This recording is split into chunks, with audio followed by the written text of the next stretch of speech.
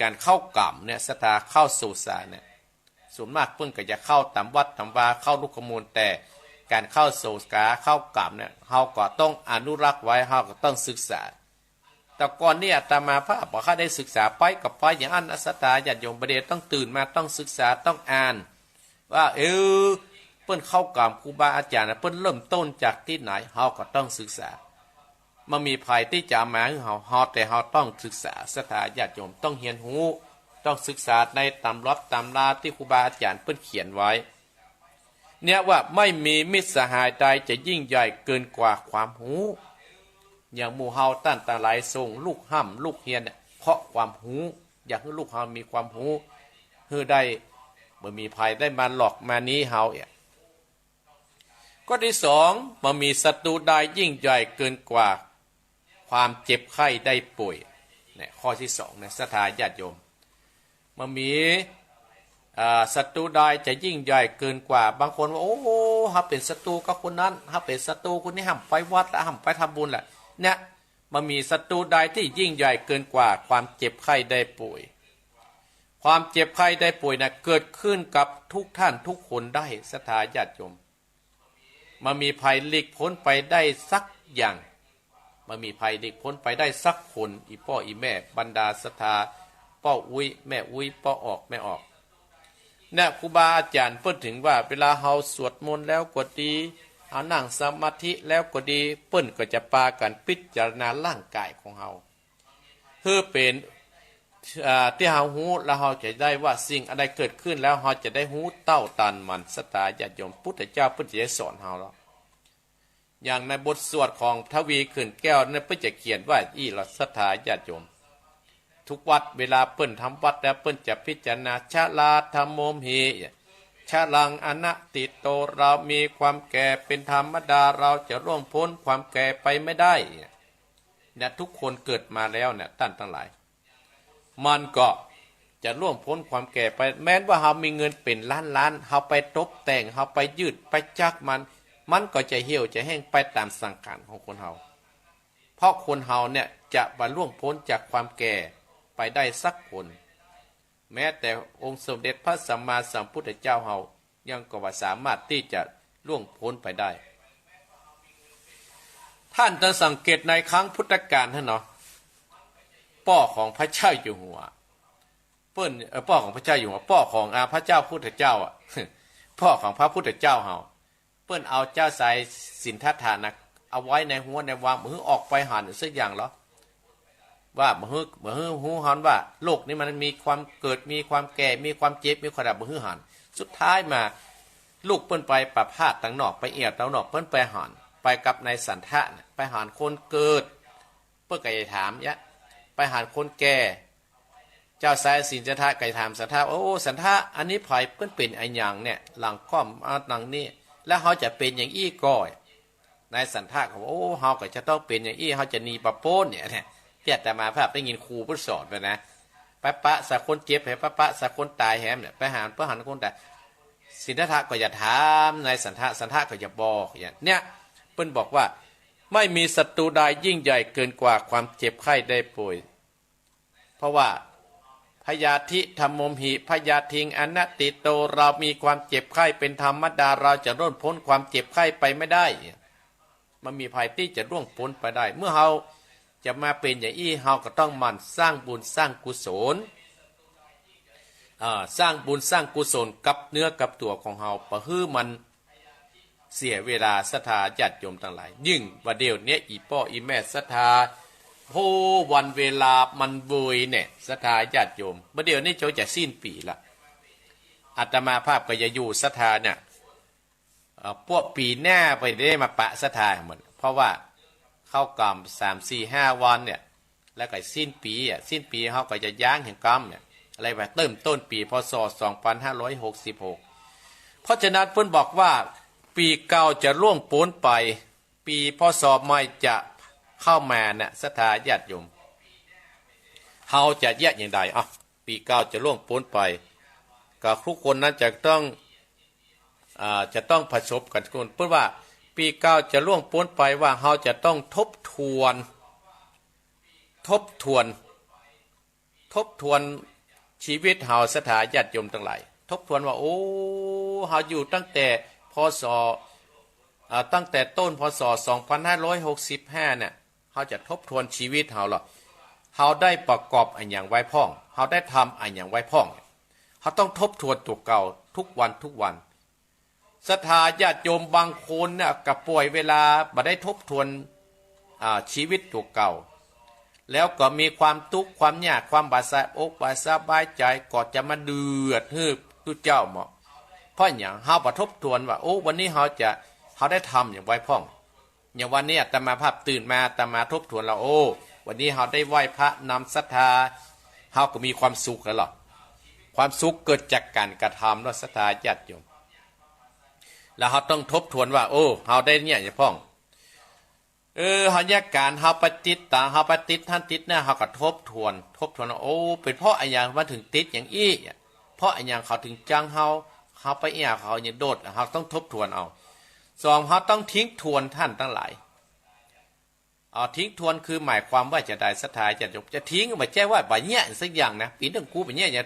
ท่านพระครูเจ้าทิ้งเลยก็ทิ้งทวนก็หมายความว่าศรัทธาญาติโยมทิ้งปัญหาที่จะเกิดขึ้นที่เราจะได้สร้างคุณงามความดีว่าโอ้มันปัญหาอย่างอี้ร้อยเราก็ต้องทิ้งไปทิ้งกำอู้แบบเก่าๆไปเก็บทู่กับที่เปิ้นนินทากันเราก็ทิ้งไปเราก็สร้างความคุณงามความดีให้เราก็ต้องกึดถึงคุณงามความดีเราจะแยกอย่างใดให้กับบ้านเราจะแยกอย่างใดให้กับวัดเราเจริญเนี่ยอย่างใดให้ชุมชนเราเจริญเราก็ทบทวนแล้วก็มาทิ้งปัญหาบางคนกำลังทำความดีอาตมาภาพอยู่กับศรัทธาดอกมีคนหนึ่งศรัทธาญาติโยมมันหุมวัดเนี่ยมันหุมวัดแจ้งมากับมาเอวทำมาแปลงอันนั้นแปลงอันนี้ศรัทธาญาติโยมและเพื่อนมันเสียวเราโอ้คิงหุมวัดเหลือให้จะบวชให้มาให้เป็นเจ้าภาพมันเริ่มท้อแล้วศรัทธาญาติโยมเพราะอย่างเพราะเขาต้องทบทวนการจะสร้างคุณงามความดีเนี่ยมันต้องมีปัญหามันถึงมันเป็นเรื่องทำอะไรอย่างอีพ่ออีแม่จะนุ่งซุปสุขาไปฟังธรรมนั่นกันชาละเป้าแต่เราต้องคิดว่าเราต้องผ่านปัญหานี้ให้ได้ทิ้งปัญหานี้ให้ได้เนี่ยเราต้องว่าที่มันว่ามันแสดงว่ามันทำมาได้เราเนี่ยได้ก็เป็นบุญละศรัทธาญาติโยมจะซาลาเปาจะน้ำนอกแดงในกับจ้างอย่างเพราะว่า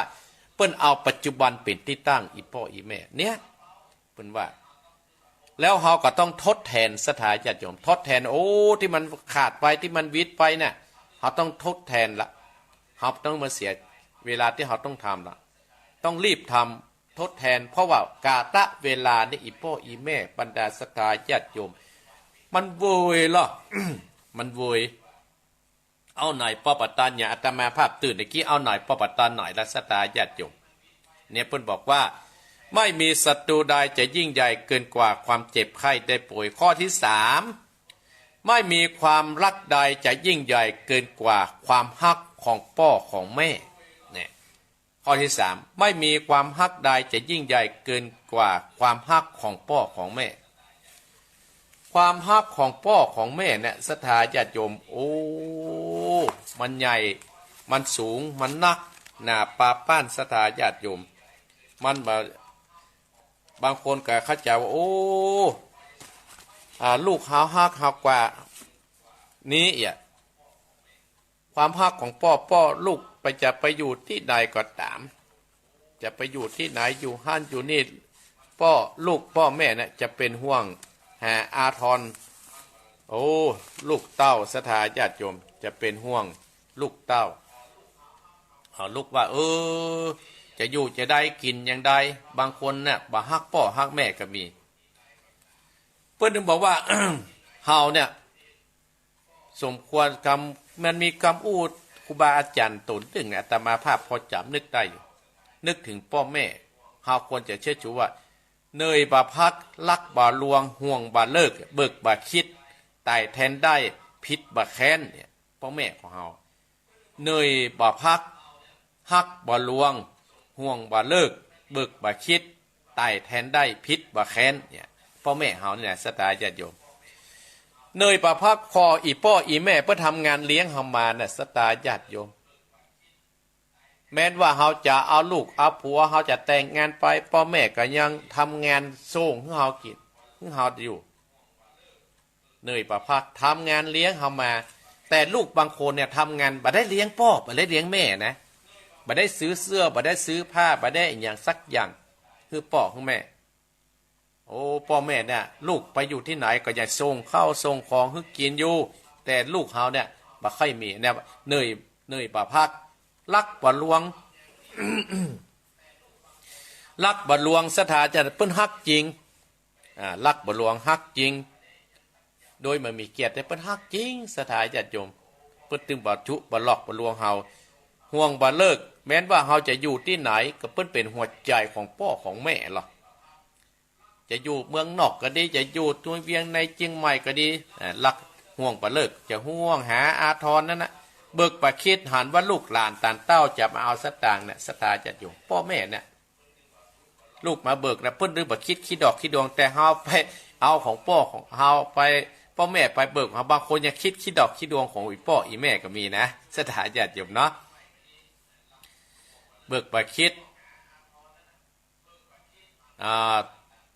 เบิกประคิดไต่แทนได้สถาญาติโยมบางครั้งนี่ไต่แทนได้บ่ได้ในธรรมฮะน่ะไม้เต้าดีกว่าลูกเต้าลืมบุญคุณฮะสถาญาติโยมลูก4-5 คนบ่เลี้ยงพ่อบ่เลี้ยงแม่ท้ายที่สุดพญาเจ้าเมืองจะฆ่าเนาะจะฆ่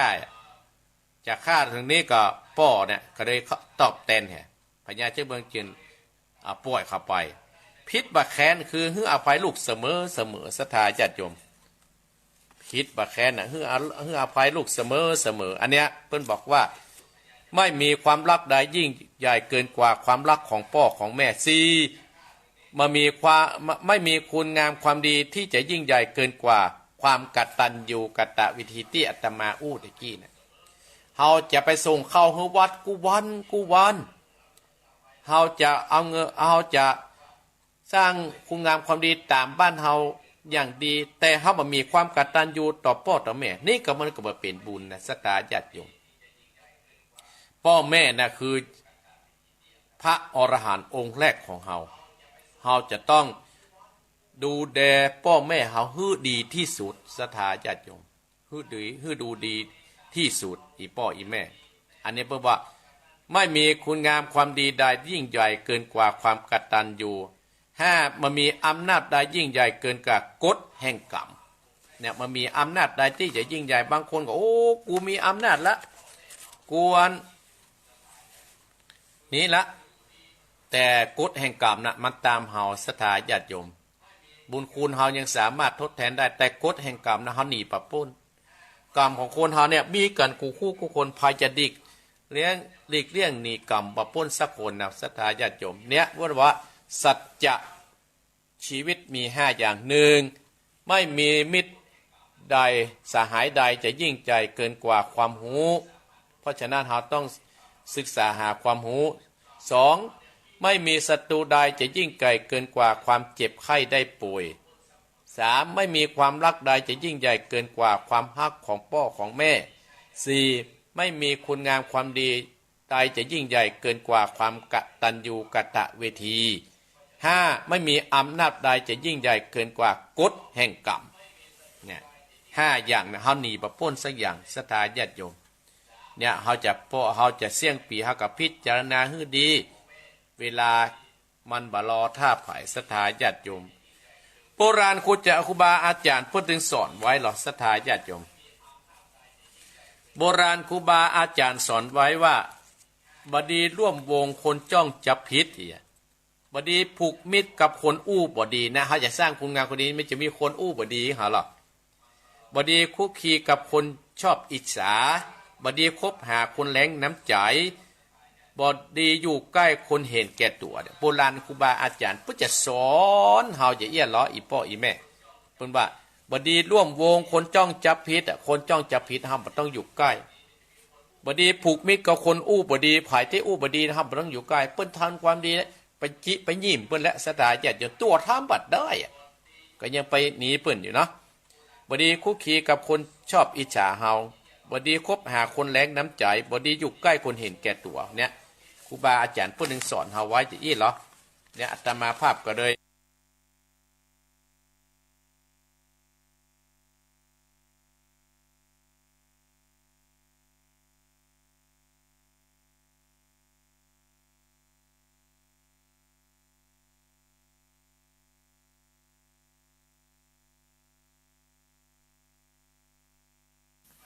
ก็เดียวก็จะได้ฮือศรัทธาญาติโยมอีพ่ออีแม่นั้น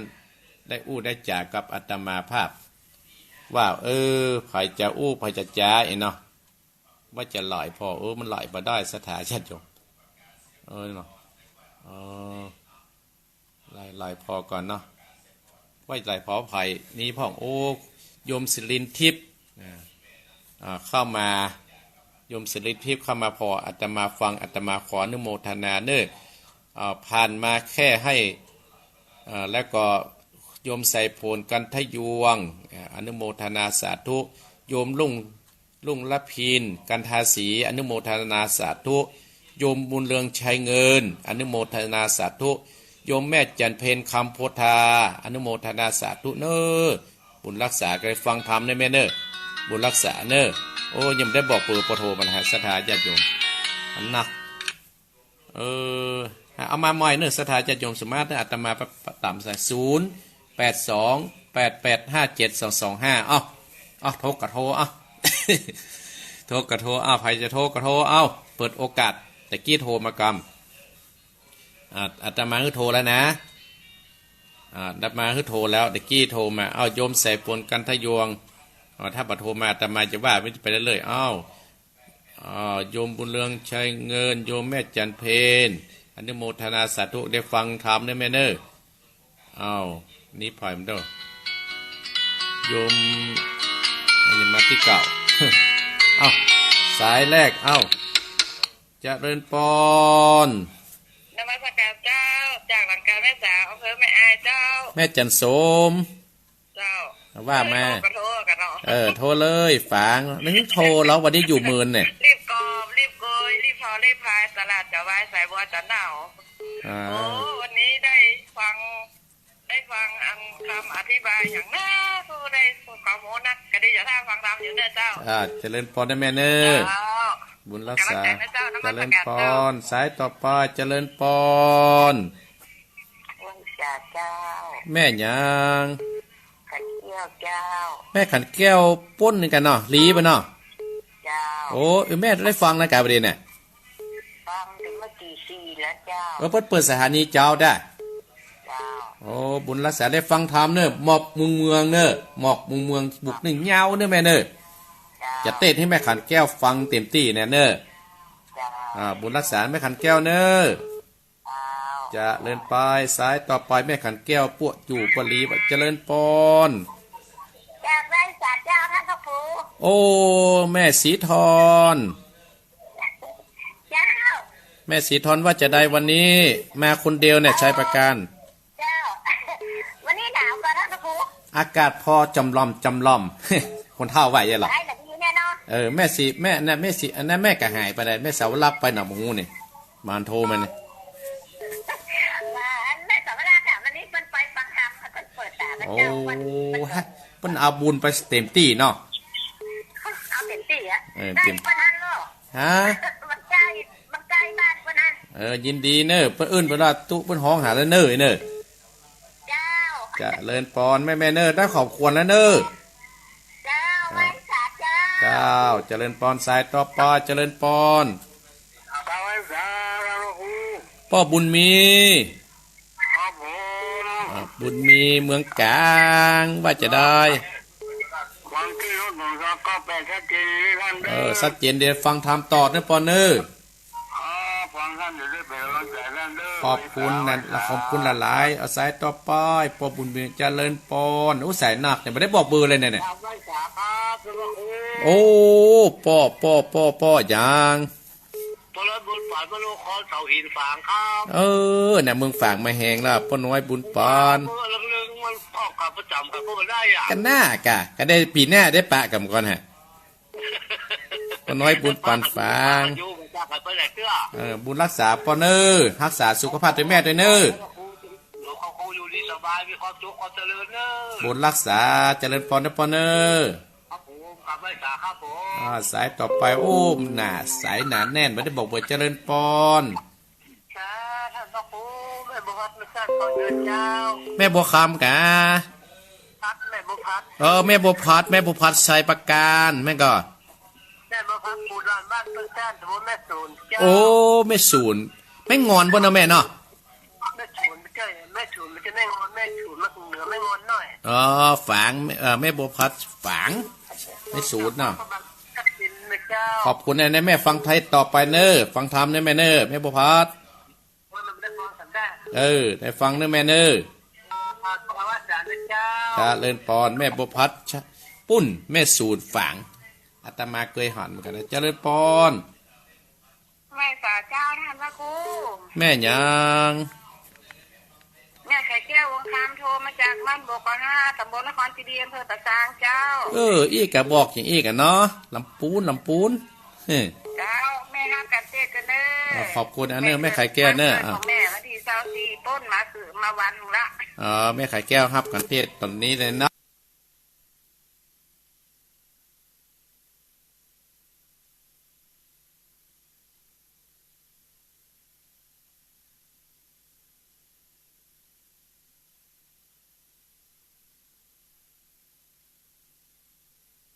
อนุโมทนาเนอ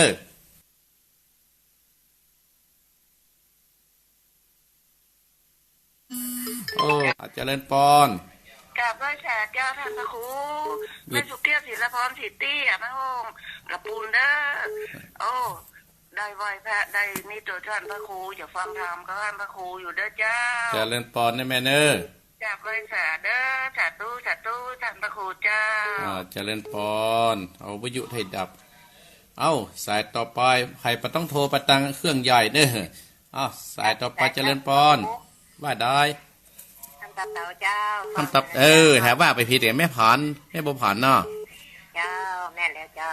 แม่บัวผ่านยินดีเนอะก็ได้เต้ทำแล้วเนอะแม่เนอะเลยไปเลย กราบไหว้สาเจ้าสาธุเจ้า เจริญปอนมาได้บอกเบอร์แล้วฮะว่า พระครู แม่ยัง ไม่ได้ยินท่านพระครูได้เลยน้อยโน้ตอยู่เนี่ย แม่ยัง แม่วิอินนะจ้ะ แม่อุยอินโอ้นึกว่าลืมกันแล้วอุยอินว่าจะได้ พระเจ้ามันไม่ได้ยินแบบท่านพระครู มาได้ยินเลย มันหนอกันอยู่เนี่ยไหลไปทางแม่กับแม่ แม่ต้องไหลไปมันน้อยแม่ไหลไปมันนิดหน่อยเอง มันได้แค่หน่อยอ่ะ แล้วอันย้ายเครื่องวิทยุอาตมายังไหลไปยกมาเลย เครื่องไม่บี้กัน อันนี้ได้ทางโหไหลไปน้อยก็เป็นนั้นไปอ่างหลอกก้าแต่น้อยกันดีแกนว่าสามน่ะ เยี่ยมน้อยอดเอาต่อสายขึ้นไม่ได้ยินอยู่เนาะอาตมายังได้ยินเลยเนี่ย อันเสียงท่านพระครูนี่ได้ยินกันแล้วก็ที่วิทยุเอาไม่ได้ยินหรอ ยินดีเนอะเดี๋ยวก็ว่ากันเนาะเริ่มพรสายตะพร ดินถิ่นวันนานะนะเมื่อก่อนได้ยินกับเดี๋ยวได้ยินละ เป็นยังเอาว่าชายตะพรเจริญพรมาจะไกลครับ เจริญพรพาย มาจะไกลครับเชียงดาวครับพุทธญาณครับ อุทยานกะหลวงพ่อกะ ใช่แล้วจำแม่นเนาะ ได้จำเสียงได้เนี่ยจำเสียงได้ จำได้ผมไม่ค่อยได้ยินไม่ค่อยได้ฟังท่านเนี่ย อาตมาผมนี่ออกตีสี่ทุกวันติดครับ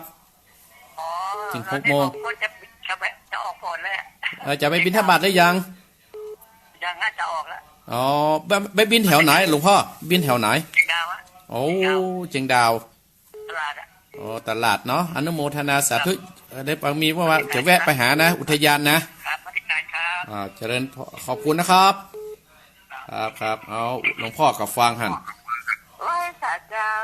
หันแม่จรูน เจ้า แม่จรูน โอ้กดตันเปิ้ล น่ากะมาดึงได้บอกเบอร์แม่ขันโทรลุ่มเลย โอ้มันจะมีเนี่ยไหนเนี่ย ขอบคุณนะพ่อสบายดีก็ ดูแลสุขภาพด้วยนะเจ้า ขอบคุณนะแม่เนอขอบคุณเลยว่าได้ ว่าได้ หาแล้วปัจจุ มันบ่ล่ำอยู่วันนี้ก็จะไปเข้ากล่ำวะแม่ ไปวัดเราเป้าน่ะกับเจ้า จะไปวัดม่อนห้วยแก้ววัดเทศธรรมแล้วก็จะเข้ากล่ำที่ปัจจานหนองเหียงนี่ เจ้า ถ้าว่างกับแม่แอวเนอ อยู่เมื่อวันทั้งวานตั้งแต่วันที่27ถึง30เมื่อเจ้าเนอ ฟังอยู่แต่แล้วแล้ว เจริญปอนอ้าวสายต่อไปสายสุดท้ายเนาะแล้วมันหมื่นแล้วไปเจริญปอน มาที่กลางเจ้าแล้วครู แม่ยังแม่พร แม่แล้ว แม่พรเสร็จกับแป้งว่าจะได้แม่พรฟังตั้งโทรศัพท์กันฟังแต่จ้ามาเนอฟังเทศเนอยินดีนะแม่พรเนอเจริญปอนเอาเนอะอาตมาภาพปิดโทรศัพท์กันเนอะศรัทธาญาติโยมไม่ได้บอกเปิดโอ้ศรัทธาก็จำอาตมาภาพขอบคุณเนอะเอาละศรัทธาญาติโยมเนาะอาตมาภาพก็จะได้เทศน้ำเทศธรรมก่อนเนอะจะเทศน้ำเทศธรรมนั่นเนอะศรัทธาญาติโยมเนาะจะเทศน้ำเทศธรรมแล้วเทศน้ำเทศธรรมก่อนเนาะ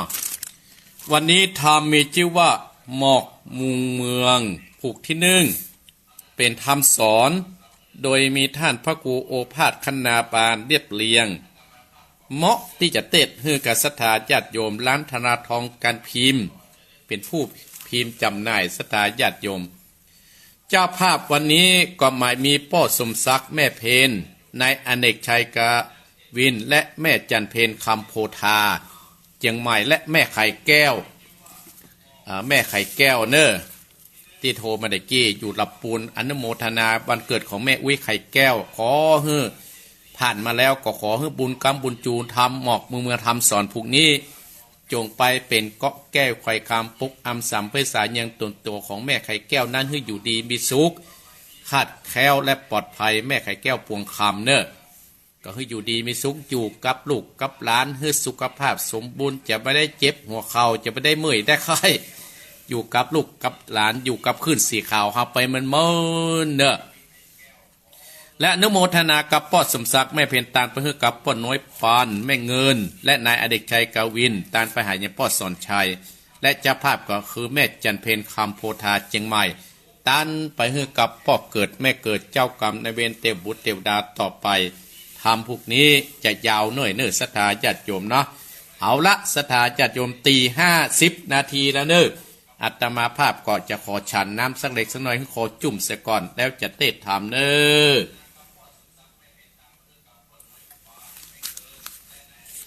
เอาละศรัทธาญาติโยมตั้งอกตั้งใจณบัดนี้เนอ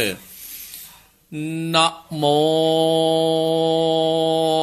ตัสสะภะคะวะโตอะระหะโตสัมมาสัมพุทธัสสะ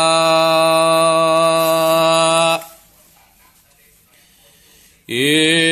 ตังทุกขังอติยาสัจจังจาติปิทุกขามะลานัมปิทุกขันเต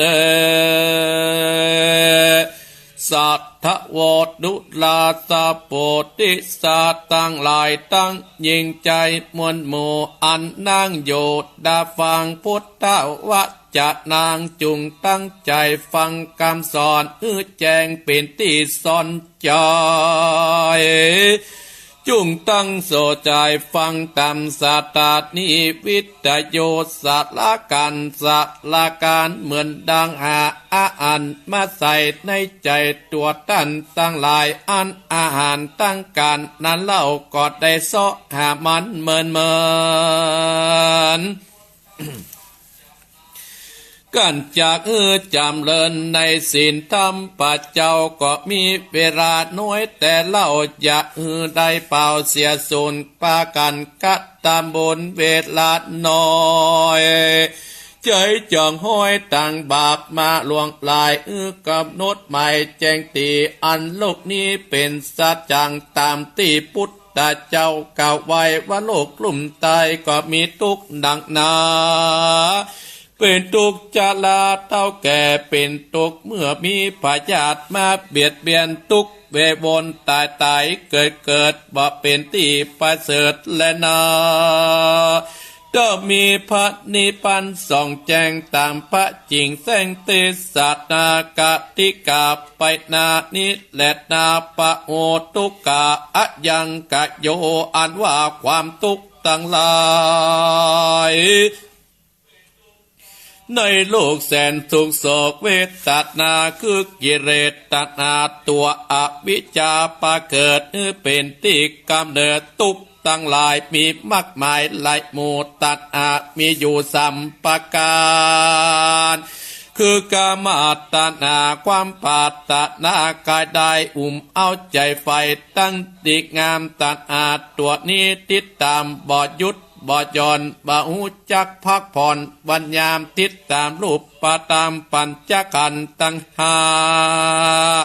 ลวดเข้าเป็นแองตันอาทมแน่นหนาด้วยกิเลสบ่มีเขตบ่บางเกิดความมัวเมาเส้นซ้ำโลอ้อยร้อนก็หอนพั่มนาตันอาป่าไก่ลำบากตุกเลี้ยงคอและเลี้ยงปากและนาทุกยากทุกอาสอยากเลี้ยงลูกเต่าและเมียตนทุกตั้งหลายเป็นทุกกันยากกันว่าทรัพย์สินเงินทองของมีมากก็มาเป็นทุกหยุดในการรักษาทุกการทุกงานนาบ่มีวางจากจองเพราะตัณหาก่อนหน่วงน้องป่าไปอันว่าทุกไปในและไปนอกทุกไหลออกพอกกัดญาทุกเมื่อจะตาแก่เต่าทุกลูกนาทุกลูกนาลูกเต่าอิดอ่อนอุ้ยแรงทุกกานั่งเจ็บแข้งเจ็บขาทุกเปียติมาเมื่อยกายปัญญาตก็มีลายมอดละนังทุกกางวิญญาณังทุกเมื่อวิญญาณได้พัดภาคจากลูกหลานตั้งเข้าของแม้นจักเอาเงินกองแหลกไก่มันก็ปะจักขึ้นมาย้อนว่าลูกไก่เอาอยู่บ่ได้ตกอยู่ต่ำไตอาจนิจังและนาภวะตัณหาตัวท่านสองนินาแต้มเล่าทุกไม่เอาไปนายก็มีใจติดคลองบ่พิษปอดนิปันวังเกิดดับตุกกังวลนะโอนใครตายเกิดเมืองคนลุ่มตายเต็มไปด้วยความโตยากลายมันบ่เป็นแกนและเป็นตานหลังพ่องกัดตามบุญตานก็อยู่บนบานหวังหลอดจันฟ้ายอดไปบนปาตานาปืนเตียวว่าบุเตียวว่าดาตุนวิเศษก็ยังบ่เสียงเขตแห่งตันหาถึงกับโนดมาถึงใกล้กับเป็ดได้เป็นก้อนก็เป็นตุกเวบนตาปลายกับเกิดลาคำเกิดเป็นคนสัตเดชสารตุกภาพปะมันบ่ได้อยู่ลูกใต้เวบนก็ปานอาเมืองบนจันฟ้าตุกเดือดดาเนละปานแดนาวิภาวะตัณหาแต้มเล่าก็เป็นตันเอามุกไม้ใครเป็นตัวของตัวเก่าบ่จักก้าวกายใจมุ่งมันเตียงมันจังบิดเบียงตามโลกกะตำตั้งแปดอารมณ์กดแกดเป็นอิทกทานลมมาทุกข์ก็มาเถื่อนท้อ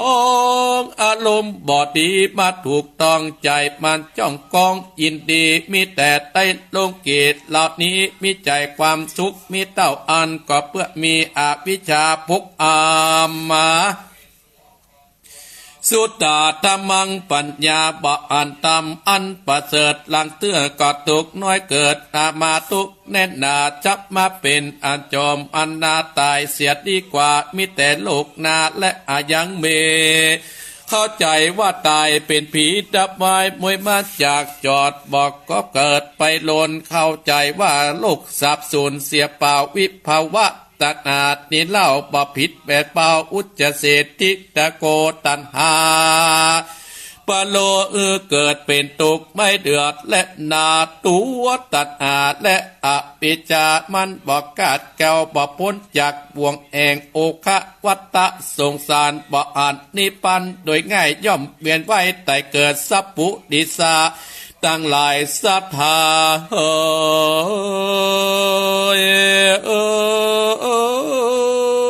อย่าได้ประมาทและนา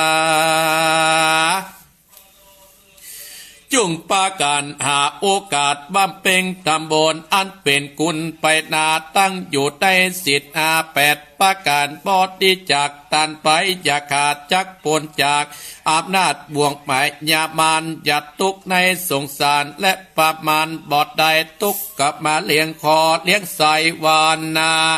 และดาตุกโดยตามสร้างก่อและดา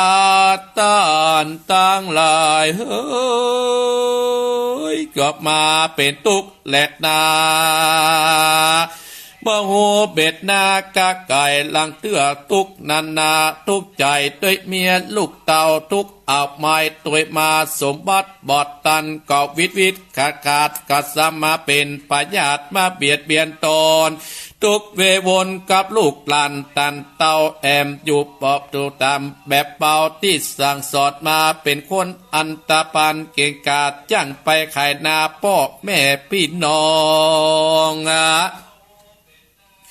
ลังเตื้อมันนาก็เป็นตุกมาบับกามมาจองกลางเวนนานเกาะโกมพุงพี่น้องจะบานบอดตุกลงปองเตียวกอดย้อนว่าสมบัติพัสตานของนาอันตกมาจากตนพ่อตนแม่มาตีแปรปุงปันลังคนก็มาหันแต่ใดลังคนก็จ้างไว้สืบไว้ดานปืนของศาสนากับโลกว่าควรเอามาเป็นเครื่องเศร้าโศกผูกเว้นกรรมและนาเสียเงินและเสียดน้ำตามันมันก็ได้เสียดน้ำอกน้ำใจมันหาบอดได้ง่ายมันเป็นทุกเวทนาเป็นดีโศกาโศกเศร้าเลี้ยงลูกเต่าบ่หูบุญกลใจตาดุนกัญญาบ่อยู่ตามสภาพแห่งความดีมาเป็นกาดีสอนยากและนาบ่เกิดถึงพ่อพ่อแม่เฮามาลำบากเพราะว่าเลี้ยงลูกน้อยมานานมีแต่ปลาตองมากล่อมเกียงได้หล่อเลี้ยงกินนมพ่อแม่ก็เจยโจมเมื่อมีลูกน้อยใจจอบอ้อยเกาะมาเกาะและมาหวานตุกตาเต้าลอยปานแม่ก็อดสากันยากอานิดามันเป็นกรรมวิบากกรรมเป็นตามกฎเกณฑ์ในโลกก็คือทุกโศกสงสารทุกมาประมาณทุกมากำนานเกิดทุกมาแสนลำเลิศอันเลี้ยงลูกเต่าบ่หูจักกรรมคนปาจักกัดตามตนอยู่บอดใดยามลูกเจ็บไข้ได้ป่วยประหยัดมาเบียดขีบ่ได้รับบ่ได้นอนนิดนามันเป็นห่วงหาอาทรกลัวมัดเม่นไตต่ำอันแต่แม่กอบมาตัดนอมบ่กาดบ่เว้นจะขาดสักวันยามมันเป็นตุกได้ปากได้จ่าเมื่อลูกใหญ่อายุไปเพิ่มเป้ามันเป็นหนุ่มเป็นสาวขึ้นหนุ่มอยู่ไว้จุ่มมันแยงฟังจักได้กินแองเมื่อใหญ่ป้อยบ่สมกรรมไฟพาตนาก็สามาเป็นลูกเพศลูกยากแหลดดามาค้ำขาเงินคำพ่อแม่และกินละแอลบ่เอากาดเนี่ยมาสวกอ่านจักฟันป่อฟันแน่อันนี้เป็นเหตุใดหายพี่น้องจะบานลูกใจบ่ได้ปึ่งบ่ได้เป่งมีลูกเมียยิงก็มาสอนยากเหลือสั่งและนาพ่อแม่ก็มาเป็นตุกแต่นาตันตั้งหลายเฮ้ยมาความตุกนิดนามาเมื่อเท่าวางเพิ่งลูกเต้าเด็กกาก็ซับมากินเข้ากับน้ำตาเป็นตุกแน่นหนาติกนีตุกการแกงเก็บจุวัดยามมาไล่ติดตามตัวไตมาไล่เธอเท่าหือเข้าตายเป็นตุกไปกาขาไข่บางเตื้อกับไอ้บอดีมันพุดขาดลังเตื้อก็ถูกญาติจนไล่มาเจอมาโจมาลักย่องเยาะเอาเสียเข้าเสียงของเปิ้นมาทำ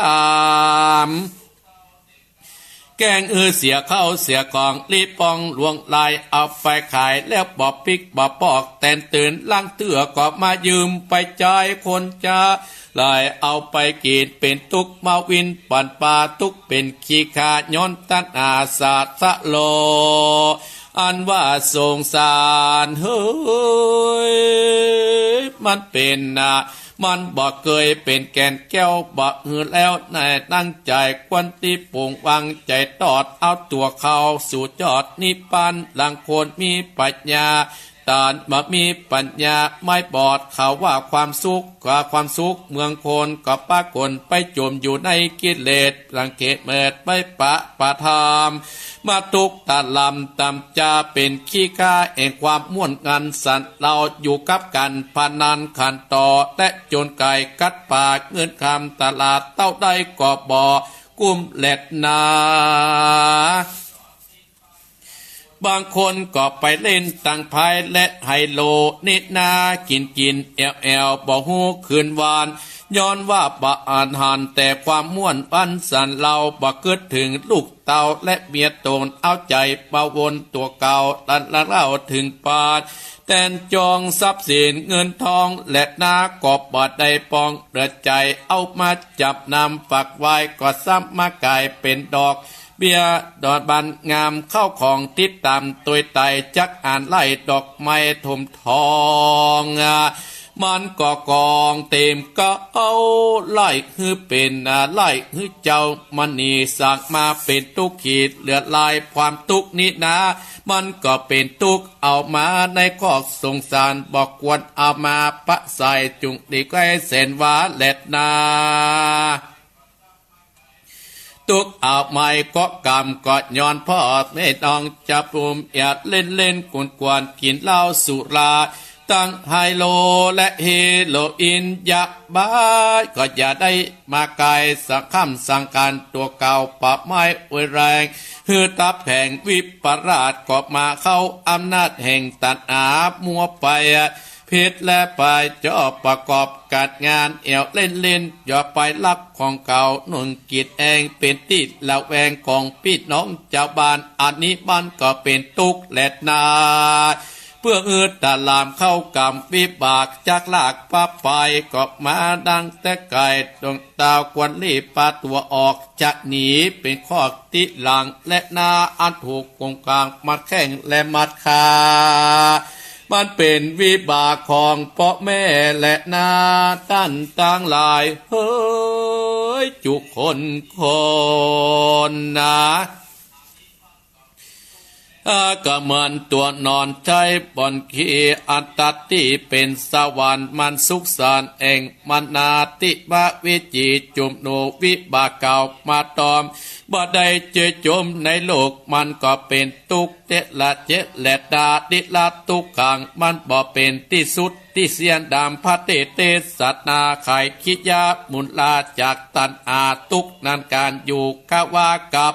ลูกกับเมียทุกทรัพย์สินของเอินมันบอดตุ้นบอดเต้ามันบอดตานหาเจ้ากินแรงกำลังบ่แข่งก็ปอิดบ่หอนและนาบ่ได้หยุดบ่ได้ย่อนยังบ่อ่อนบ่มีเงินตุกมาเอินขึ้นลอกเตียวกากาขายและนาย้อนว่าตุกกาปลาเลี้ยงไส้กอกเอาลังเถื่อก็มานั่งห้อยอยู่คนเดียวหลังวันก็มานี่แหละนาเพราะว่าหาตุกกับลูกกับหลานสาธุนาจะเลยจุงจำจิตวายอย่าอ่อนได้ไล่ปัญญาอย่าได้ปรับมาสาตำไตตันอาบอดใบจางเหือจางหืมวามไวล่างปอดสิบหายและนากงวกไว้เพาะบ่เหลือบ่คางไล่นาปาดตังก็เพาะบ่เหลือทุกหักหายมีใครได้มาใส่เลขและใส่เบอร์และโอยเพื่อขังกำลอยเมื่อเท่าอันนี้ก็เข้าโปรพระมัจเจราตามตัดอาตามปาโรกวังอาโจกมาเวนาล่างเตื้อกอดหนาบ่กินเลี้ยงใส่ของมิไวมันรวยซ้ำมาซื้อโอยก็บ่ถูกมันและนาก็หายจ้อยวอยจอนและตันตั้งหลายตัวมันบัดเจียงเสียงไปจนบ่ได้เป็นใครเป็นเสียตีปัญญาปาดมีแก่กาก็ใครเมมื่นตาส่องฟ้าและแข่งตะวันวาสนาเฮามันตึงบ่ตึงปล่อยมาตกปลาเป็นทุกโขลังเถื่อกับปารูปบกไม้หันเปิ้นมีตัวกะไข่ใด ยังสิ่งของข้ายตัดนาบ่มีเงินตัดหลาก็ไปเอามาไว้ก่อนซ้ำก็พรเป็นข้าวก็เป็นตุกปึกเปล่านิ่งแนบอ่อนว่าอยู่คีบขี้ข้างนังแอวตุกกลับมาปืนเพราะกับเอาสักนิไว้ในหอดได้เงินถึงกับโนดเดือนก็มาก็ไอ้เจ้านี้ก็มาตามทวงเงินหวังความเจริญเอานาสัมมาตุกตามจาเป็นขี้คาตันอาแต่แดตาวัตตาโอยโนวัตสังขารนิโนยังบ่สุขเต้าขันธาธาตุจิตพัฒนาไปในเป็นทุกข์ตัดนัดใจใจน้อยจงกองห้อยวาวานามาเวนนั่งเหนือดินอาจิตาดาริยตามบุตรตั้งสีมันเป็นกิสัจจางมีสติอันแจ้งติดตามที่พระแจ้งแจ้งเตสัตนาวาอนิจจาวัฏสังขาราสังขารของเฮานิดาสัตตา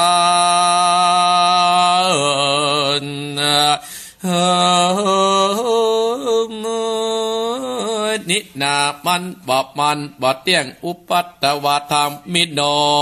หูความเหี่ยงไปมาอุเปปาแตกมังไผอย่าอ้างว่าตัวเอานินาอุปาทิตวานิรุตสติบ่เดือดแตกเงากับหมดมอย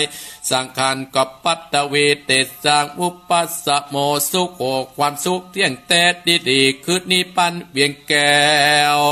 ดับเสียงแล้วบ่เสร็จและรอสังการนินอแก่นแก้วบ่กัดแก้วกำปาตะนาควรพิจารณาแจ้งทีในธรรมหานตัวกามและกิเลสมันสังเกตเป้าวัดนาเอากรรมบาตานเป็นติจังที่เพ่งเป็นติก็เอาอารมณ์นินาจากเป็นหลักงับจิตสะอาดเป็นเบื้องหน้าวิปัสสนาบ่ต้องสงสัยแต่ละสุจัตนา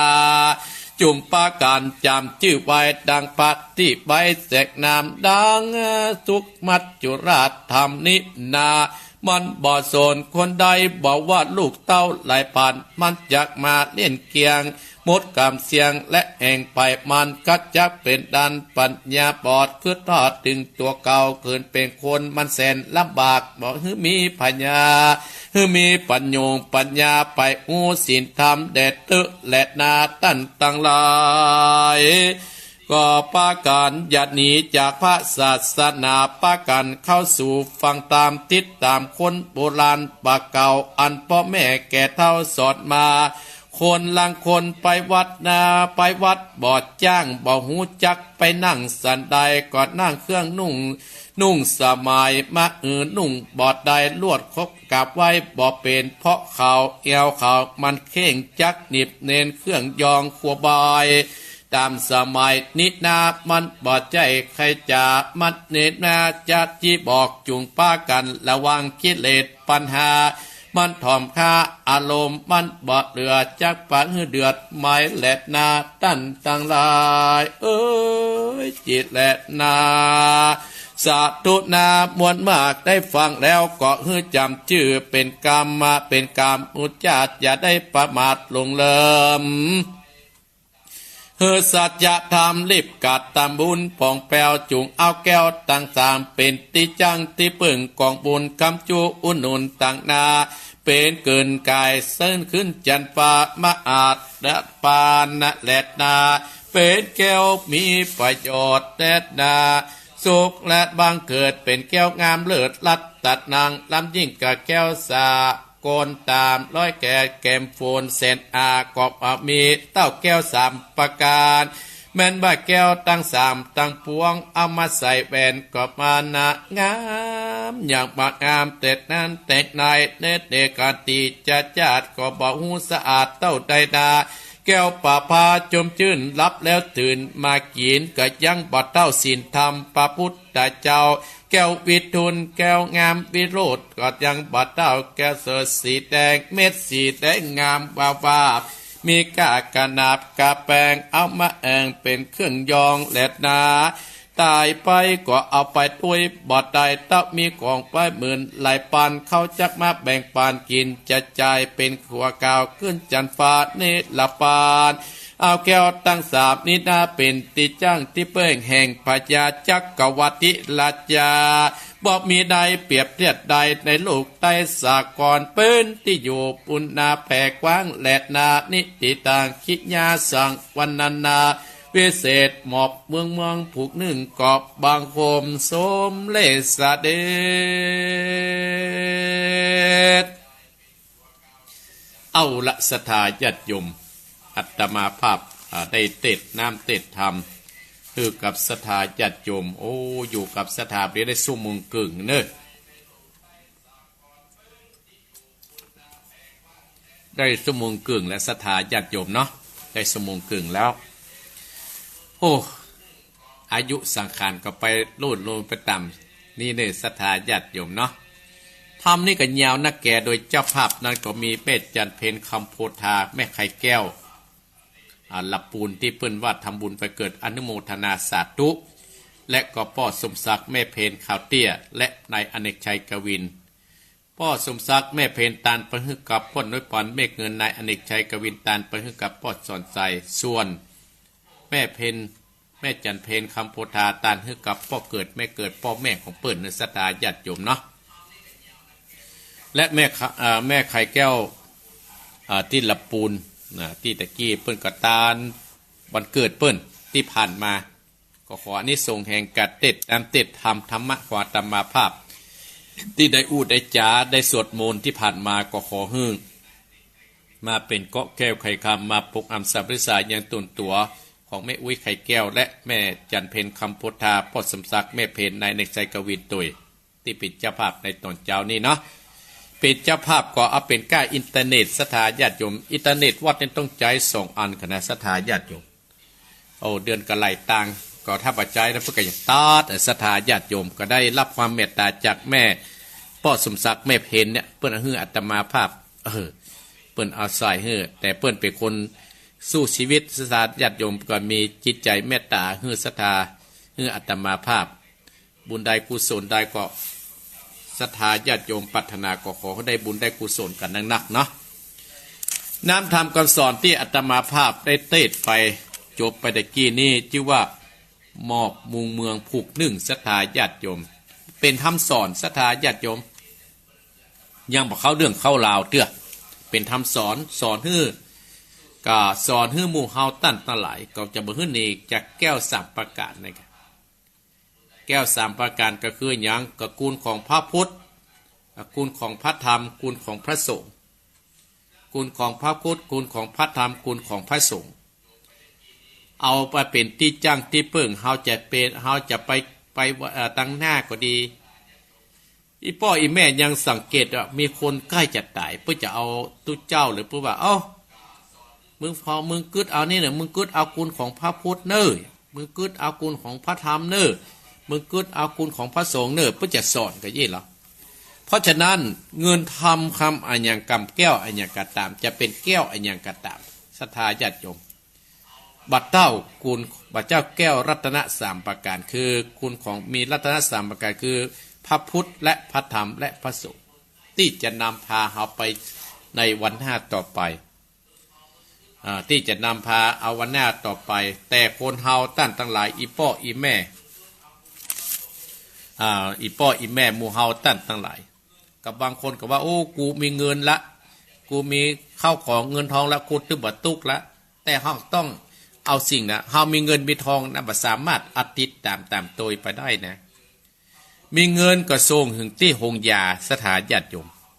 เฮามีเงินเป็นล้านเนี่ยเฮาสบายกับลูกหลานก็ส่งไปถึงที่โรงยานั้นเฮามีลูกหลานเต็มต้านเต็มบ้านเต็มเมืองก็ส่งตึกปัจจาไปเหี่ยวต้านอีพ่ออีแม่แต่ที่เนี่ยติดตามโตยเฮาไปนั่นคืออะไรอย่างก็คือบุญศีลบุญทานที่เฮาได้ทำไว้อย่างบรรดาศรัทธาอีพ่ออีแม่ขึ้นสีขาวของเฮานั่นน่ะได้ทำกันไว้ได้สร้างบุญสร้างกุศลอย่างบรรดาศรัทธาญาติโยมที่เฮาไปรอพระเจ้าแสนตื้อกันเนาะที่วัดมุนทาที่วัดเหล่ามุนทาทิพย์ วัดเหล่าบุญทาทิพย์ที่เขาไปหลอกกับเมื่อวันที่เสาร์ที่ผ่านมาที่เขาไปสวดกันที่วันที่11มันเขาสร้างบุญสร้างกุศลมันจะเป็นเกินเป็นสะพานกายขึ้นไปสู่จันฟ้ามหาเนรปานแต่เขาว่าเขามีเงินเนี่ยเขาก็สามารถจะเอาไปตัวได้นะศรัทธาญาติโยมแม้แต่เสื้อเขายังแก้เอาไว้เขามีเงินเนี่ยก็มีเงินเป็นล้านกระทรวงเขาตึกโรงพยาบาลนั้นเขามีลูกหลานเต็มบ้านเต็มเมืองกระทรวงเขาตึกที่ไปเหี้ยวประจานนั้นนอกจากเขาจะเอารัตนะ3อย่างแก้ว3อย่างประการก็คือคุณของพระพุทธคุณของพระธรรมคุณของพระสงฆ์อย่างบรรดาศรัทธาได้ป้ากันทำในอัตมาภาพดีใจอัตมาจะเข้ากับศรัทธาก็จะมาทำบุญกับอัตมาภาพอัตมาก็ห้าดีอันนี้เป็นการสร้างบุญสร้างกุศลอันนี้เป็นบุญเป็นกุศลกับเฮาเนี่ยเฮาทุกคนเฮาน่ะเกิดมามีความทุกข์กันกูโคนนะศรัทธาญาติโยมมีความทุกข์บ่พ้นกันสักคนนะความทุกข์ของคนเฮานั่นมีอะไรอย่างก็คือมีเกิดมีแก่มีเจ็บมีตายมันเป็นทุกข์นะศรัทธาญาติธรรมพุทธบุญอย่างนั้นทุกการทุกงานทุกเวียกทุกการยังบัดเต้าทุกเหล่านี้ต่อทุกเกิดทุกแก่ทุกเจ็บทุกตาย4ประการเนี่ยศรัทธาญาติโยมทั้งหลายถ้าอันใดมันอ่อนไปนั่นระวังให้ดีเถอะ มันนึกแท่งมาอย่าตมาภาพว่าโอ้โยมมาทูตเพิ่นนึงเตือนเฮามาตลอดแต่เฮาบ่ได้สนใจศรัทธาญาติโยมเพิ่นเขียนจดหมายมัน6-7ฉบับก่อนนะอาตมาข้าก็ลืมไปแล้วฝากไว้หั่นฝากไว้ที่นี่แต่ญาติมาภาพโอ้แต่ก่อนอายุ48เนี่ยโอ้ยักการเหมือนผ้าผ่ากำโบราณเพิ่นว่า10ปีอาบน้ำมะนาวอย่า20ปีแอวสาวปากก้าย30ปีบรรณายสงสาร40ปีเนี่ยการเหมือนผ้าผ่า50ปีสาวน้อยดาบาดเจ็บใจ60ปีอ้อยเหมือนพันโคก70ปีบ่หกเต็มตัว80ปีไข้หัวเป็นไข้90ปีไข้กระต่ายบ่ไข้กระต่ายอย่าเป็นว่าอีญาติภาพนี่60ปีเริ่ม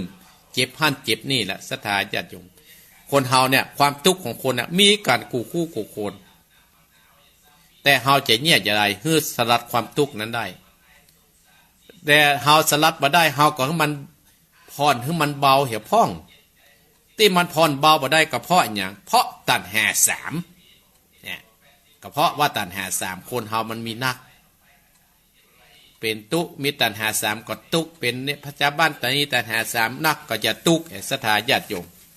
เนี่ยเพราะว่าเดนเฮาตุเพราะอย่างเพราะตัณหา3เนี่ยความทุกข์ของคนเฮาเนี่ยเกิดแก่เจ็บตายเนี่ยมันทุกข์แต่นะศรัทธาจะเกิดมาเฮาก็จะต้องเกิดมาจะต้องเลี้ยงขึ้นมันใหญ่เลี้ยงขึ้นมาใหญ่เฮาจะต้องไปให้บดีเฮาต้องส่งเข้าอนุบาลเนี่ยส่งเข้าอนุบาลแล้วเฮาส่งเข้าโรงเรียนส่งเข้าหน่วยส่งปริญญาตรีโอ้เป็นทุกข์แล้วก็ได้ลูกได้ผัวมันเป็นทุกข์ศรัทธาญาติโยมเนี่ยว่าทุกข์เมื่อเกิดทุกข์เมื่อแก่เฮาก็ทุกข์แล้วเฮาถ้าเฮาก็แก่แล้วเฮาบางครั้งคนแก่ก็ทุกข์เหมือนกันนะศรัทธาญาติโยมแม้นว่าจะได้เงินนะแต่ก็ยังทุกข์มันมีไผดูแลเนี่ยมีเงินก็สามารถลุกได้ศรัทธาว่ามันมีประโยชน์อะไรอย่างเพราะฉะนั้นเฮาก็มันสร้างบุญสร้างกุศลอย่างอาตมาภาพ60ปีตันไปเรื่อยๆศรัทธาญาติตันโนตันโนกันแล้วแต่บุญที่เฮาหามาเฮาก็บ่ต้องไปเบียดเบียนคนนั้นเฮาบ่ต้องไปเบียดเบียนคนนี้แห่เมื่อมันก็ต้องจากไปวันเวลาเนี่ยศรัทธาญาติโยมมันเว้ยมันเว้ยบ่ได้จะเสี่ยงปี65แหละศรัทธาญาติโยมกล้าหาในนี่อย่างอาตมาภาพว่าได้กี้เนี่ยเฮาอยู่1 ปีเฮาก็มันทบทวนชีวิตของเฮาอยู่แหม1 ปีเฮาก็ทิ้งทวนเฮาอยู่แหมอยู่ไปมื้อเข้าเฮาก็ต้องทดแทน1 ปีเนี่ย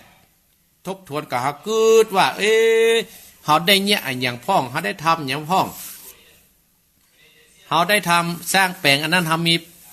เฮาก็ทบทวนมันเป็นปัญหากับเพราะอันหยังคนบ่อู้ด้วยเฮากับเพราะอย่างเฮาก็ทบทวนชีวิตเฮาตั้งแต่มกราถึงปัจจุบันเนี่ยศรัทธาญาติโยม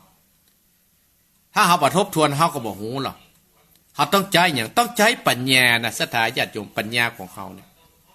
ปัญญาของเฮาต้องใจปัญญานะทบทวนว่าโอ้เฮาได้สร้างหยังไว้พ่องก็เฮาก็สามารถบ่ว่ากรรมหรือว่าบาปมันบ่สามารถล้างมันอาบน้ำได้แต่เฮาหยุดมันก็จะหมดมันก็จะชุดเราบางพ่องศรัทธาญาติโยมเนี่ยชีวิตคนเฮาเนี่ย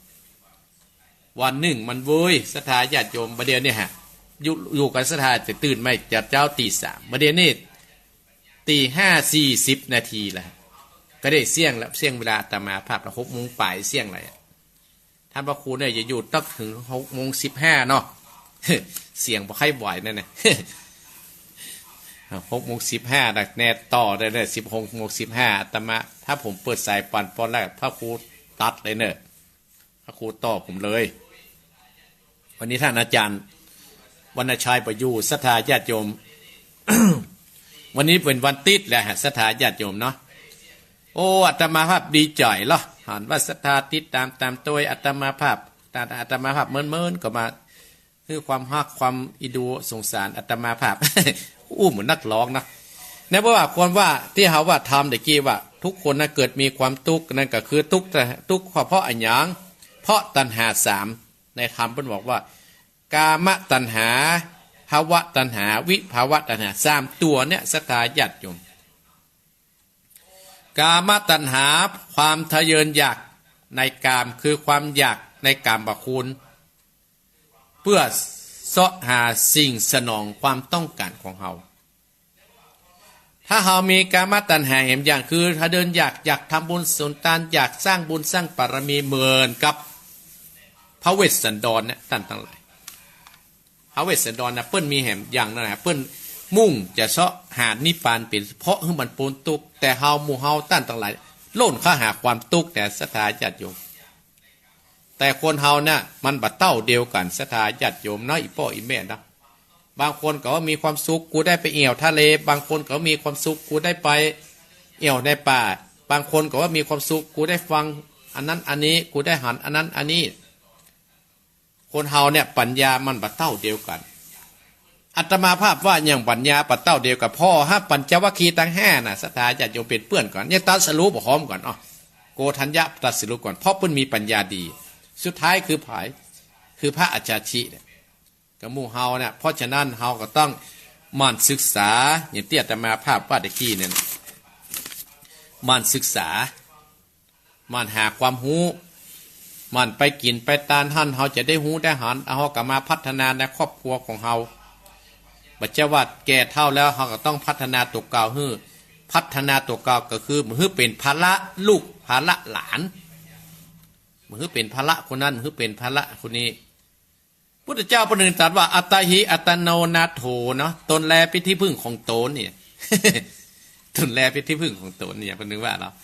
เพราะฉะนั้นเราต้องปึ้งตัวเก่านั้นนะเขาอย่ามาปึ้งเขาปึ้งคนอื่นได้กรรมเดียวนะศรัทธาญาติโยมแต่เขาต้องปึ้งตัวเอาตั้งนักเพราะว่ากามตัณหาคือความทะเยอทะยานอยากได้กรรมคุณความอยากได้กรรมคุณคือสิ่งหาที่มาสนองกับตัวเก่าเนี่ยก็คือว่าเขาเกิดมาต้องหาแต่ท่านทั้งหลายเปิ้นว่าครูบาอาจารย์ว่ามีเงินเป็นล้านก็บ่สามารถเอาไปตัวได้เงินก็ส่งตึกถึงตีถึงหุงยาได้เนี่ยมีลูกมีหลานก็ส่งตึกปัจจ้าไปเฮี่ยวต้านเนี่ยอันที่เขาติดไปนั่นคืออย่างบุญกุศลที่เขาจะต้องทำเนี่ย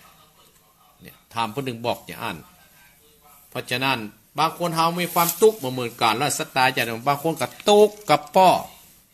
บางคนก็ทุกข์กับแม่บางคนก็ทุกข์กับลูกกับเต้าหวังว่าแก่เท่าจะลามาจะวางเปิ้งลูกเปิ้งเต้าแต่ลูกเต้าบ่เอาฐานบ่จะลูกเต้าหมู่ฟังวิทยุลูกเต้าที่เปิ้งบ่ฟังลูกเต้าบ่เอาฐานบ่เลี้ยงตัวพ่อบ่เลี้ยงตัวแม่ไปเป็นขี้เหล้าขี้ยาเหตุสตาญาติโยมบ่เอาเวียกเอาการ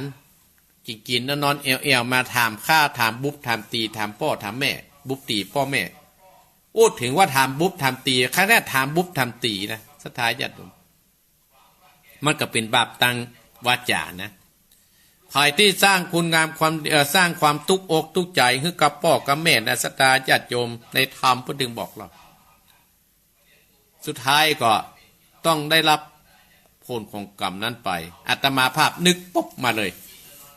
กึดได้เลยว่าสมัยเมื่อโมคคัลลานะสถาญาติโยมเป็นคนบ้านนั้น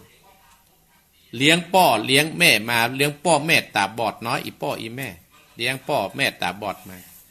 เลี้ยงมาจนพ่อแม่น่ะก็เป็นห่วงลูกภายบางห่วงลูกห่วงเต้าพ่อเต้าแม่สุดท้ายพ่อสิทธิแม่สิทธิว่าลูกเฮ้ยไปเสาะ ไผมาอยู่เป็นกู้ลูกให้พ่ออีแม่ตายไปลูกก็จะอยู่คนเดียวหรือเอามาแบ่งภาระลูกให้พ่อนะ เวลาลูกไปแยกเวียกแยกการเขาจะได้พ่ออีพ่ออีแม่ไปเสาะภรรยาไหมสุดท้ายลูกของพ่อเศรษฐีโมคคัลลานะคนนี้เมื่อเป็นญาติเป็นคนบ้านนะสถาแห่งญาติหนึ่งก็ได้ไปเสาะไม่ยิงมาเป็นไม่ยิงที่มาเอาถ่านสถาญาติโยมตอนหน้าผัวนี่เนี่ยดี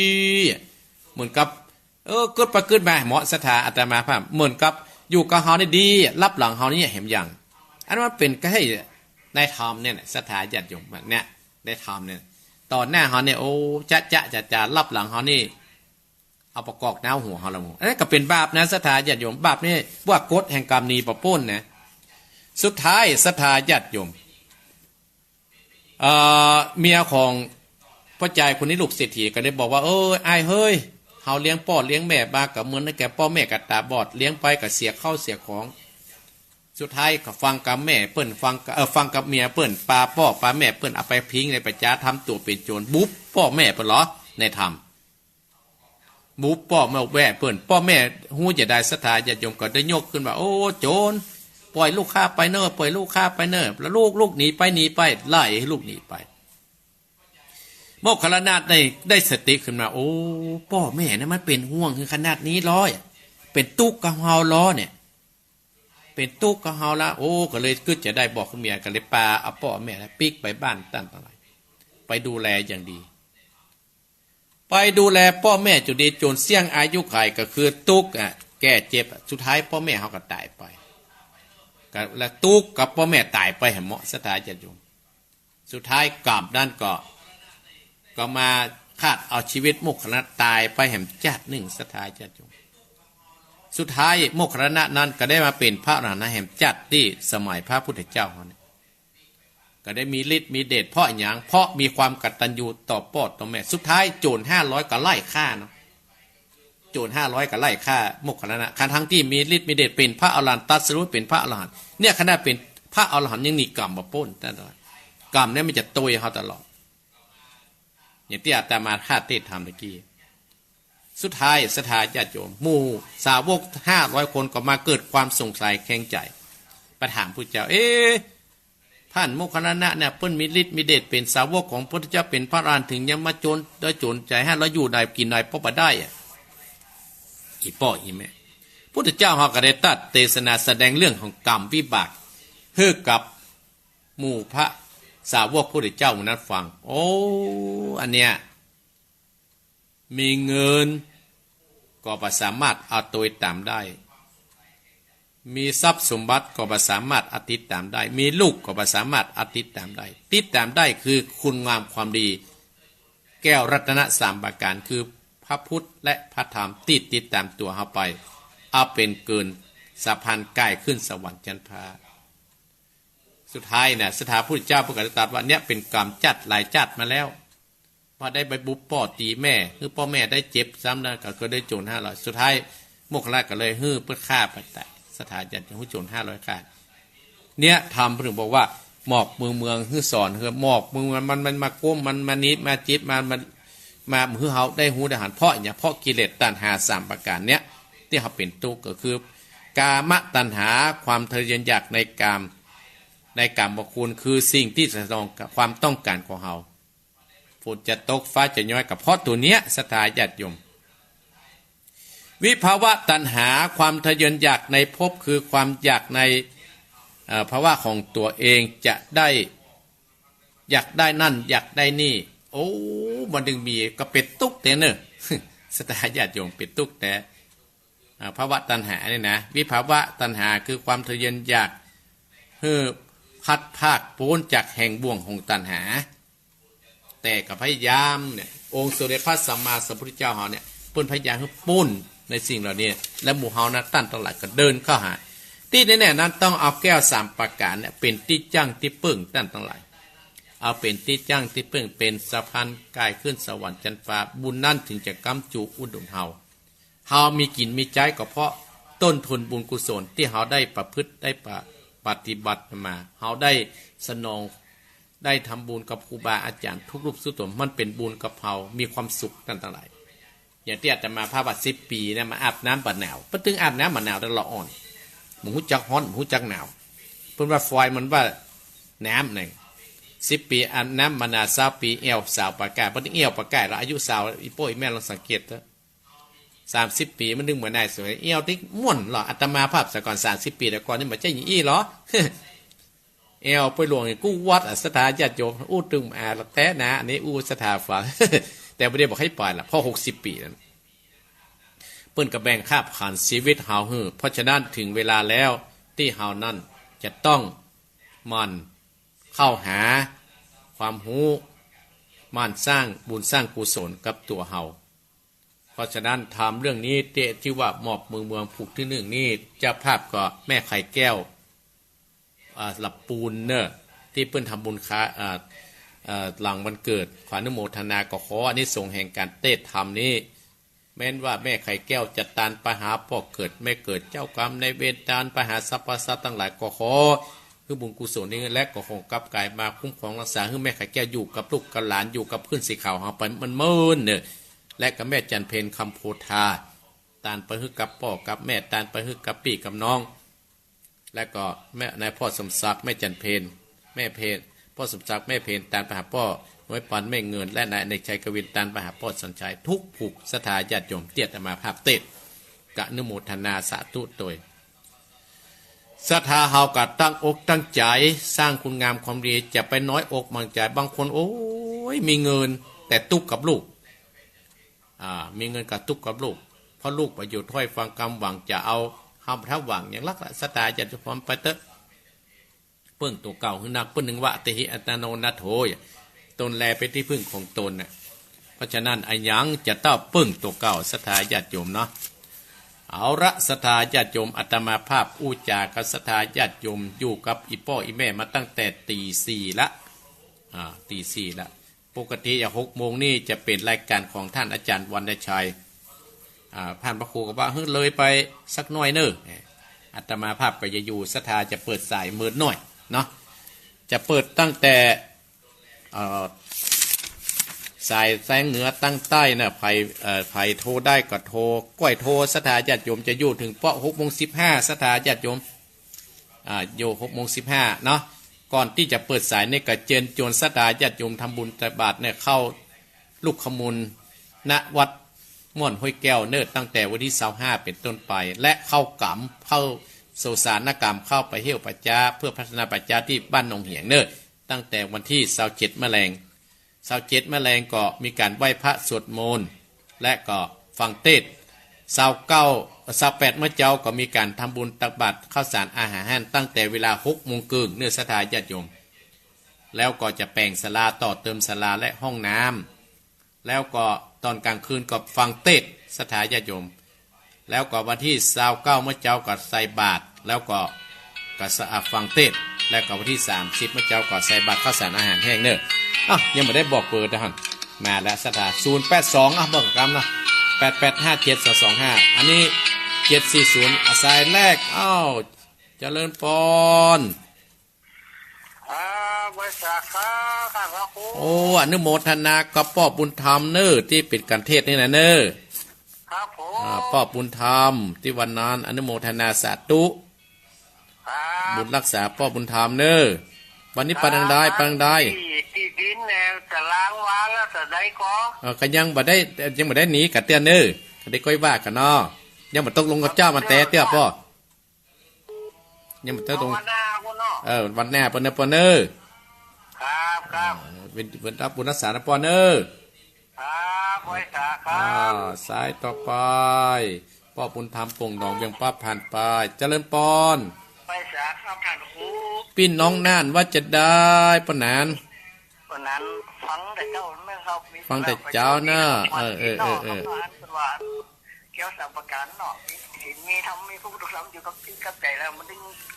จิตใจฟองใสที่ครับเนาะน่ากะเกี่ยวอย่างมันต้องเกี่ยวรัตน3 ประการเนาะมาเขาทุกวันเนี่ยกับวิจัยอันทำบุญกินจานอะไรอันไปตัวเนาะน่ากะอนุโมทนากับป้อหนาเนอฝังแล้วชัดเจนดีนะครับเนอรักษาเจริญปอนสายต่อไป ภาษาเจ้าท่านพระครู แม่อินแม่อุ้ยอิน บ้านทุ่งเรดิโอนี่ได้ยินนี่นะเจ้า แน่บ่แจ้งเลยฮะแน่นะหลายไปไหลมาเตอะ แล้วก็ตะกี้นี่อันแดนดินถิ่นล้านนานี่ไม่ได้ยินแต่ละ อ๋อ มันก่อนนะ ไม่ได้บักกวนเนาะ เจ้า บุญรักษากับแม่อุ้ยอินเสมิงหนาวก็ หนาวว่าเจ้า บุญรักษาแม่เนอ เจ้า แม่อุ้ยอินได้ยินแล้วเจริญพรสายต่อไปว่ามา ไปสาเจ้าท่านพระครูเจ้านี่นี่มาปรุงหนองนะเจ้า แม่นิดว่าจะได้ ฟังอยู่นะเจ้าฟังตั้ง โอ้บ่ได้หันแม่นิดเมินแล้วเนอะแม่นิดเนาะแม่นิดปล่ำไปไหนก้าเนาะบุญรักษาแม่นิดเนอะ เตือนเจ้าเคยรู้ว่าอันตีจะอันซื้อตีดินนั่นเอง ประเด็นนี้ยังบ่ได้เจรก็ได้ค่อยว่ากันเนาะบ่ได้เจรจากับเจ้าจะไปบอกถึงบ้านมันแน่ เนาะยังบ่ได้เจรจากันเนอะถ้าฟังเด้อ จะติดต่อกับกระทำ ขอบคุณนะแม่เนอบุญรักษาคนใดตามที่ดินได้มีที่ดินทั้งนักเจริญพร พระเจ้าท่านพระครู แม่เพนว่าจะได้ ชัดเจนดีเด้อ ชัดเจนดีเนาะ จ้าขอบคุณเด้อที่ทำเพื่อเนาะ แต่จะทำให้แล้วเนี่ยเอาปอนเนี่ยเตรียมน้ำหยาดให้เนอ จ้าได้เตรียมมาเลยเจ้า บุญรักษา เจ้าภาษาเจ้า สายต่อไปลูกโอ้มาตึงเหนือตึงใต้ไม่ได้บอกเบอร์กับมาเลยเจริญพร ไว้เจ้าท่านพระครู แม่ยาง แม่หลวงมันบวกอำเภอลีเจ้า แม่หลงลีบ้านบวกว่าจะได้ ฟังไม่ตีห้าหรือไรเปิดตีห้าเนาะ ปุติ5จ้า บุญรักษาแม่เนอ จ้า บุญรักษาแม่หลงคนเฒ่าคนเจ้าคนเฒ่าเจริญพร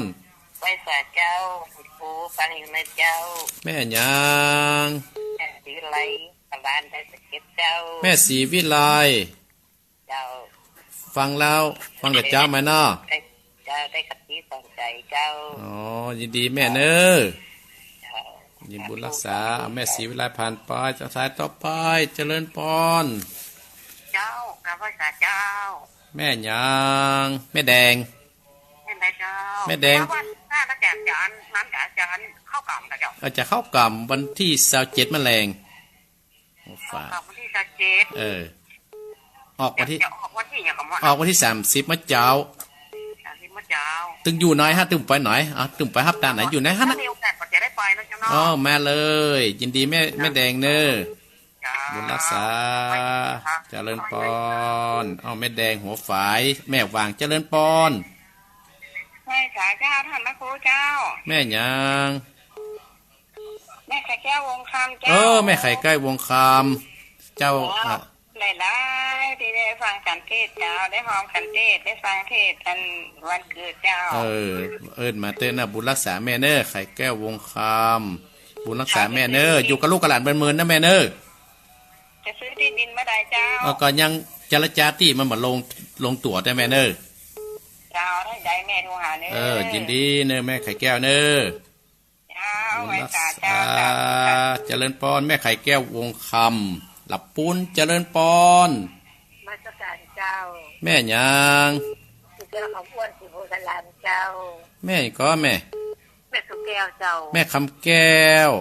กระจายแม่สุแก้ว แม่สุกแก้วแม่สุกแก้วแม่สุกแก้วอัน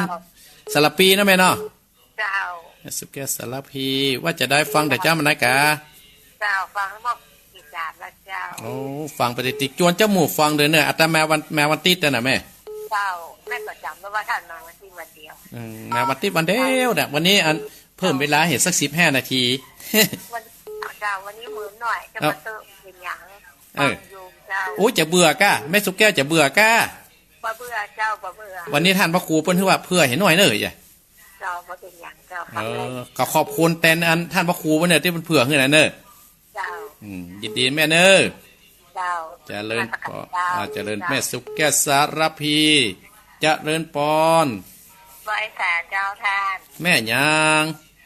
แม่สายโดยเต่าเจ้า โอ้ไม่สายหายไปเมินเนี่ยพี่น้องโดยเต่าเนี่ยฮะ เจ้าหายไป70,000เจ้า โอ้หายเมินแต่ไหนไม่สาย เจ้าเส้นหลายเดือนเนาะพอดี ไปเลี้ยงลูกเลี้ยงหลานดอก เลี้ยงที่หน่อย ฮะ ฮะ เลี้ยงที่หน่อย เลี้ยงจังเลยดอก โอ้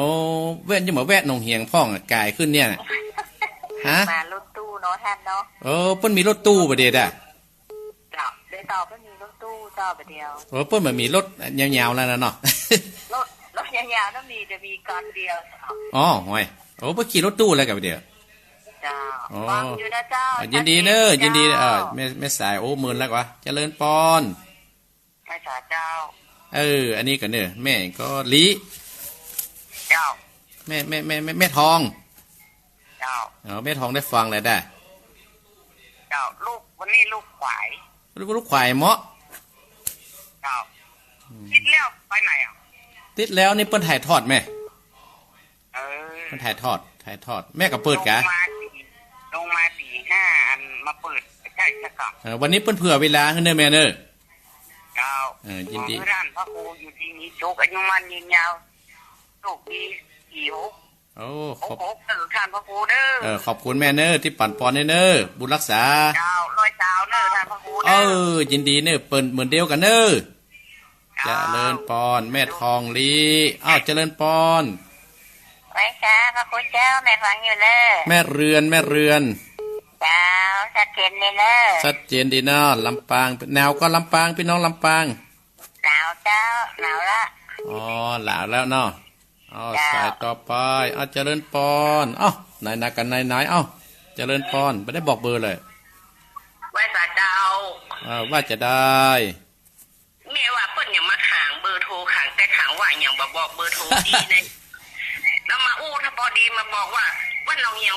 แม่ว่าถ้าวัดหนองเหียงต้องเป็นของครูประธรรมเนี่ยอีเนาะ แม่ก็เลยเปิดพอเป็นว่าแม่นแต่ มันบัดตันบอกกับแม่เขาคือคนเดียว0828857225แม่อยู่ที่ไหน แม่ดูปลาไม้แดงดอยสักเอ็ดเจ้าแม่4,000เจ้า โอ้แม่4,000ยังเก่งซ่อหาเบอร์ได้ได้ แม่ตื่นตั้งแต่เจ้าละ วันนี้เพิ่นเผื่อเวลาให้ตัวเนี่ยแม่แล้วก็เลยนั่งอู้เนี่ย แม่ตื่นตั้งแต่4:05เมื่อนัดแล้วไปหาคุณหมอบอกว่า ความดันแม่สูงแล้วแม่ลืมบอกคือเพิ่นว่าแม่นอนดึกตื่นเช้าอีเนาะเพิ่นเพิ่มยาให้แม่เลยบ่กินแม่กินยาชุดเก่านั่นเนาะแม่บ่กินยาชุดใหม่ที่เพิ่นเพิ่มให้แม่ว่าเพิ่มขึ้นก็เดี๋ยวมันก็เพิ่มเป็นติ๊กๆอ่ะ แต่หมอจะถามว่ารับเด็กพ่ออย่างพ่อฟังทุกเจ้าก็ยุ่งเด้อแม่เด้อ